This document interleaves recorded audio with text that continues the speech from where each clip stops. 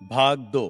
किसी भी क्षेत्र में पर्याप्त प्रगति एक विशिष्ट कार्य प्रणाली के आधार के बिना संभव नहीं होती है।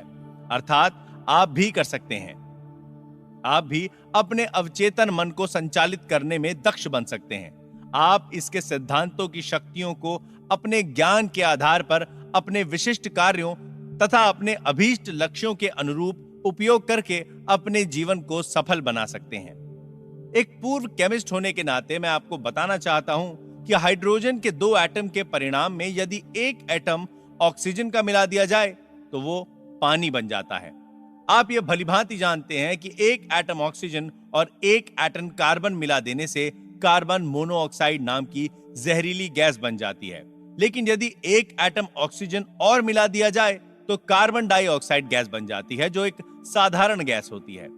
इसी प्रकार केमिस्ट्री रसायनों के मिश्रण की एक प्रयोगशाला है।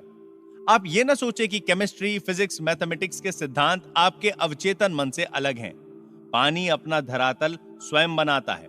यह एक सिद्धांत है जिसे सभी जानते हैं और स्वीकार करते हैं, और सभी जगह यह देखने को मिलता है। एक और उदाहरण लेते हैं। लोहा गर्म किए जाने पर फैलता है। यह एक सत्य है जो किसी भी समय किसी भी परिस्थिति में पाया जाता है। आप लोहे के टुकड़े को गर्म करो, वो बढ़कर फैलेगा, चाहे वो चीन में हो या इंग्लैंड अथवा भारत में हो। यह एक सार्वभौमिक सच्चाई है कि तत्व गर्म किए जाने पर फैलता है। यह भी एक सार्वजनिक सच्चाई है कि आप अपने अवचेतन मन में जो प्रभाव डालते हैं वो अंतरिक्ष के चित्रपट पर एक शर्त, अनुभव और परिणाम के रूप में अभिव्यक्त होता है। आपकी प्रार्थना का परिणाम मिलता है क्योंकि आपका अवचेतन मन सिद्धांत है, और सिद्धांत का मतलब है एक वस्तु की कार्यविधि या वस्तु के चलायमान होने का तरीका। उदाहरण के लिए बिजली के सिद्धांत को लेते हैं। वो ऊपर से नीचे की ओर दौड़ता है। जब आप बिजली का इस्तेमाल करते हैं तो आप उसके सिद्धांत को नहीं बदलते, लेकिन प्रकृति के सहयोग से आप अद्भुत आविष्कार और नई नई खोज करते हैं, जिनके परिणाम स्वरूप मानवता को अनगिनत लाभ पहुंचाए जाते हैं। आपका अवचेतन मन सिद्धांत है जो आस्था के नियम के अनुकूल चलता है। आपको पता होना चाहिए कि आस्था क्या है, वो क्यों काम करती है और कैसे काम करती है।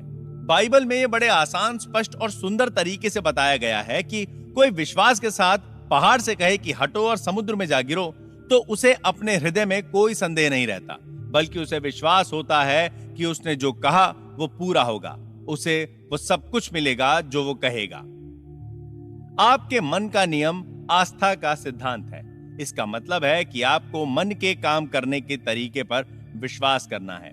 आपके मन की आस्था आपके मन का विचार है। देखो कितना आसान है सब कुछ, बस यही समझना है। आपके सभी अनुभव, परिणाम, शर्तें और कार्य आपके विचारों के प्रति आपके अवचेतन मन की प्रतिक्रियाएं हैं। याद रखने वाली बात यह है कि परिणाम, फल या उत्तर उसमें नहीं जिसमें आप विश्वास करते हैं, बल्कि आपके मन की आस्था से मिलता है। झूठी आस्थाओं, धारणाओं, अंधविश्वासों और आज के जीवन में प्रचलित भयों पर विश्वास करना छोड़िए और जीवन के सनातन सत्य एवं दैवी नियमों पर विश्वास करना शुरू करिए। तब जाकर आप जीवन में ऊपर उठेंगे और जीवन का सच्चा आनंद ले सकेंगे। जो व्यक्ति इस पुस्तक को पढ़कर और इसमें दिए गए अवचेतन मन के वैज्ञानिक सिद्धांतों को अपने जीवन में लागू करेगा, वो अपने लिए और दूसरों के लिए वैज्ञानिक एवं प्रभावपूर्ण रूप से प्रार्थना कर पाएगा। आपकी प्रार्थनाओं के परिणाम कर्म और उसकी प्रतिक्रिया के अलौकिक सिद्धांत के रूप में होते हैं, जो आपके विचार की प्रवृत्ति के अनुरूप होते हैं। अपने मन को सद्भाव, स्वास्थ्य, शांति तथा शुभेच्छाओं में लगाएं और देखें आपके जीवन में क्या आश्चर्य होते हैं। आपका मन दरअसल में एक है, किंतु उसके 2 स्पष्ट भाग हैं। दोनों की विशेषताएं अलग हैं। सभी बुद्धिमान लोगों को मालूम है कि दोनों विभागों को एक रेखा अलग करती है। दोनों के कार्य बुनियादी रूप से एक दूसरे से अलग हैं। प्रत्येक विभाग को अलग अलग विशिष्ट शक्तियां और गुण मिले हैं। दोनों की पद्धति आपके मन के कामों को सामान्यतः 2 पालों में बांट देती है। एक उद्देश्य मूलक मन और दूसरा व्यक्ति मूलक मन, चेतन मन और अचेतन मन। दूसरे शब्दों में, जो सतह पर दिखाई देता है, यानी जो आप दिखाई देते हो, और दूसरा आपके अंदर का मन, जो आपके अंदर है, दिखता नहीं। इसे स्वैच्छिक मन और अनैच्छिक मन अथवा पुरुष और स्त्री मन जैसे अनेक प्रकार से कहा जा सकता है।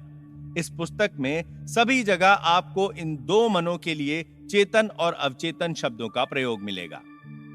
इन दो मनों के कार्यकलापों को समझने का एक नायाब तरीका है। मान लीजिए कि आपका मन एक बाग है और आप उस बाग के मालिक हैं। आप दिन भर अपने विचारों के बीज बोते हैं। ये वे विचार हैं जिन्हें आप अपनी आदतों के अनुरूप सोचते हैं। जैसे विचारों की बुवाई करते हैं, वैसे ही परिणाम आपके शरीर और आपके आसपास मिलते हैं। सुख, शांति, सही कामों, शुभ इच्छाओं और खुशहाली के विचारों का रोपण करना शुरू करें। धैर्य से बैठकर पूर्ण रुचि के साथ इन गुणों पर चिंतन करें और उन्हें पूर्ण रूप से अपने चेतन मन में, अर्थात अपने सोचने समझने के मन में स्वीकार करें, उन्हें अंगीकार करें। अपने मन के बगीचे में इन विश्लेषण बीजों की बुआई करें और उनकी शानदार फसल का लाभ कमाएं।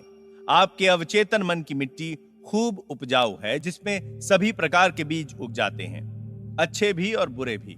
लेकिन जरा सोचिए, क्या कांटों को रोपने से कहीं अंगूर मिलेंगे या गोखरू के पेड़ में अंजीर लगेंगे? इसीलिए प्रत्येक विचार महत्वपूर्ण है, क्योंकि वही कारण है जिसके प्रभाव से फल मिलता है। इसीलिए यह जरूरी है कि आप अपने विचारों पर नियंत्रण रखें, जिससे आपको वही परिणाम प्राप्त हो जैसा आप चाहते हैं। जब आपका मन सही रास्ते पर चलने लगेगा, जब आप सच को समझना शुरू कर देंगे, जब आपके अवचेतन मन में रचनात्मक, मधुर और शांतिपूर्ण विचार जमा होने लगेंगे, तब आपके अवचेतन मन की जादुई शक्ति में प्रतिक्रिया होगी और आपके जीवन में मधुर परिस्थितियां पैदा होंगी।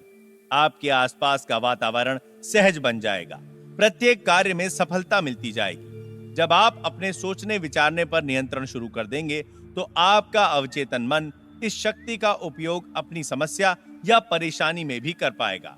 दूसरे शब्दों में, आप वस्तुतः उस अनंत शक्ति और सर्वशक्तिमान नियम के सजग अनुयायी बन जाएंगे जो समस्त संसार को चलायमान रखता है।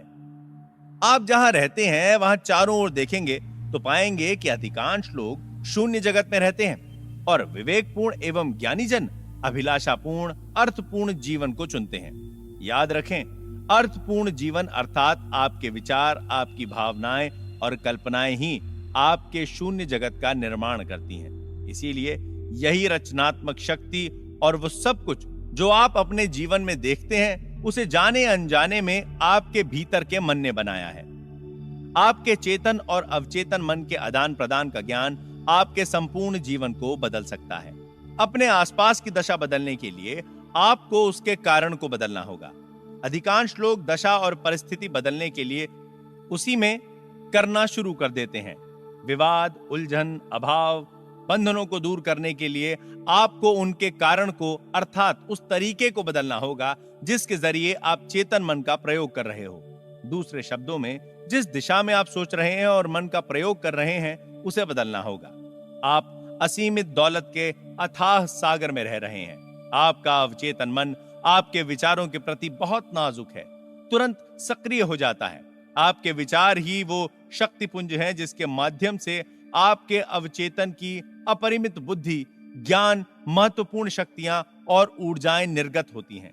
आपके मन के नियमों का व्यवहारिक प्रयोग, जैसा कि इस पुस्तक के प्रत्येक अध्याय में दिया गया है, आपके जीवन में अभावों को दूर करके संपन्नता लाएगा, अंधकार की जगह प्रकाश लाएगा, भय को दूर करके विश्वास लाएगा, विवाद की जगह सौहार्द लाएगा, विफलता के स्थान पर सफलता लाएगा और साधारण जीवन से उन्मुक्त होकर खुशहाल जीवन प्रदान करेगा।